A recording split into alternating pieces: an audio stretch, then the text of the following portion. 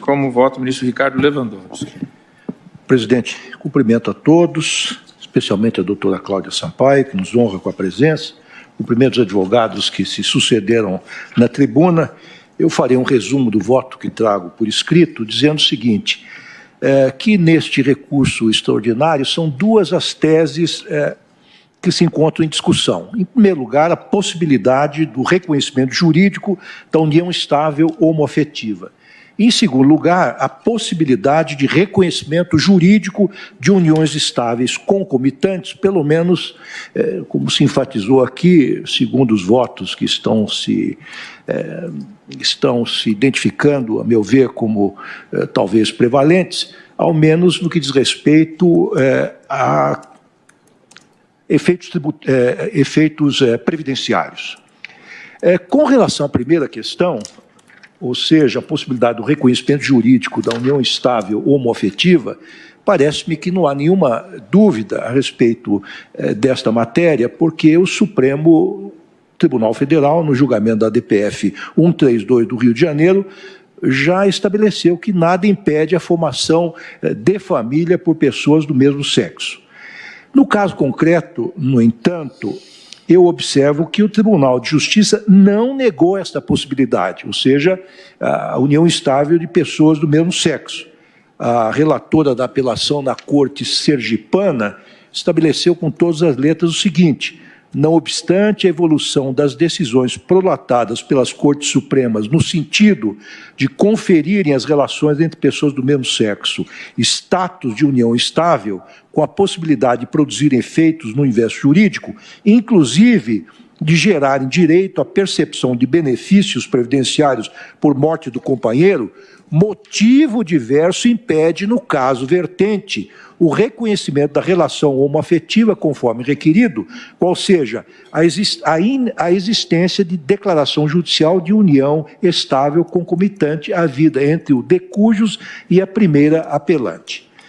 Isso, então, nos leva à segunda questão ventilada nestes autos, acerca da possibilidade do reconhecimento jurídico de uniões estáveis concomitantes. No entanto, adianto desde logo que entendo que esta tese não merece prosperar. E, nessa perspectiva, eu ressalto que a primeira turma desta Suprema Corte já teve oportunidade de julgar caso análogo ao presente no RE 397762 da Bahia, e faço um resumo da ementa que se extraiu do julgamento naquele caso. Então, é a seguinte: companheira e concubina, distinção. Sendo direito uma verdadeira ciência, impossível confundir os institutos, expressões e vocábulos, sob pena de prevalecer a Babel. União estável, proteção do Estado. A proteção do Estado ou união estável alcança apenas as situações legítimas e nestas não estão incluídas o concubinato. Pensão, servidor público, mulher, concubina, direito. A titularidade da pensão decorrente do falecimento de servidor público pressupõe vínculo agasalhado pelo ordenamento jurídico, mostrando-se impróprio o implemento de divisão a beneficiar, em detrimento da família, a concubina. Salto o restante da ementa para dizer o seguinte: e na hipótese dos autos, não houve reconhecimento oficial da união estável do recorrente com de cujos. Então, será que nós podemos, a primeira questão que coloco, em sede de RE, revolver fatos e provas e reconhecer uma união estável de fato, quando o próprio acórdão aqui estabelece que não houve este reconhecimento? É disso que nós temos que partir, desta realidade. Ministro Lewandowski, esse é o objeto do recurso. Quer dizer, mas o acórdão do tribunal diz assim: estão presentes todos os requisitos da união estável. Porém, como já há uma anterior, eu não posso reconhecer essa. Portanto, é uma questão jurídica, não é uma questão de fato. Bom, de qualquer maneira, eu penso que nós estamos, então, vamos, enfim, A meu ver, vamos reconhecer uma união de fato aqui em sede de RE, que não me parece muito ortodoxo, pelo menos, data vênia. Então, digo, em continuação, com efeito, de há muito, a doutrina e a jurisprudência vêm fazendo uma distinção muito clara entre concubinato e união estável. O concubinato, do ponto de vista etimológico, vem de concubere, do latim, que significa dormir juntos, ou seja, é uma comunhão de leitos, ao passo que a união estável constitui uma comunhão de vida, uma parceria, um companheirismo. E esta evolução doutrinária e jurisprudencial foi agasalhada pelo Constituinte de 1988. Por isso, o artigo 226 caput, a meu ver, deve ser interpretado à luz dessa evolução, devendo a parte final do parágrafo 3º do artigo 226 ser levada em consideração, na devida consideração. Leio aqui o que diz esse parágrafo 3º. Caput, assim está redigido. A família, base da sociedade, tem especial proteção do Estado. Parágrafo 3º. Para efeito da proteção do Estado, é reconhecida a união estável entre o homem e a mulher como entidade familiar. Agora, a parte importante aqui, a meu ver, que deve ser frisada deste dispositivo, devendo a lei facilitar sua conversão em casamento. Quer me parecer que, de uma simples leitura desse parágrafo 3º, forçoso é concluir que a união estável, essa entidade familiar no dispositivo constitucional em apreço, configura uma espécie de embrião de um possível casamento. E eu já me pronunciei nesse sentido, nesse plenário. Tanto é assim que o texto constitucional estabelece que a lei deverá facilitar a conversão desta união em casamento. E assim o fez também o legislador ordinário, na Lei 9.278, de 1996, que em seu artigo 3º, facilitou efetivamente a conversão da união estável em casamento. Para tanto, basta que aqueles que mantêm a união estável comuniquem o seu desejo ao oficial de registro civil a vontade de converter esta união estável em casamento. No Código Civil, a união estável está definida no artigo 1723 e o concubinato, por sua vez, com todas as letras, figura no artigo 1727.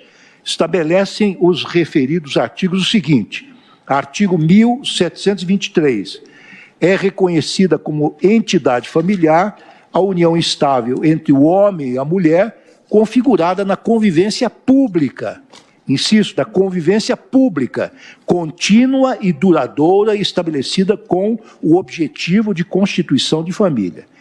Por sua vez, o artigo 1726 estabelece o seguinte: as relações não eventuais entre o homem e a mulher impedidos de casar constituem concubinato. O que impressiona na definição do Código Civil, na definição que o Código Civil dá à união estável, que é idêntica àquela dada pelo artigo 1º da Lei 9.278, de 96, é exatamente este caráter de publicidade da união estável. Essa publicidade parece-me absolutamente essencial para caracterizar a união estável. Penso que quem mantém duas famílias, uma legal e outra na clandestinidade, certamente não quer dar publicidade a esta segunda família. Na mesma linha de entendimento é o parecer do Ministério Público Federal. Em sua manifestação, o subprocurador-geral da República, Wagner de Castro Matias Neto, opinou no sentido de que a controvérsia não se projeta sobre o reconhecimento da união estável homoafetiva, voltando-se estritamente à possibilidade de coexistência de múltiplas uniões com caráter de estabilidade a ser acatado e reconhecido pelo Estado.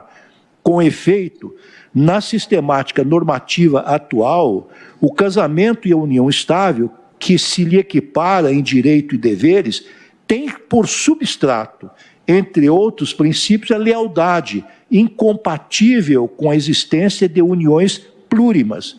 Admitir transgressões às regras de fidelidade e exclusividade no plano formal acabaria por subverter todos os valores que estruturam, no contexto ocidental, a estabilidade do matrimônio e conferem credibilidade e consistência à entidade familiar como base da sociedade.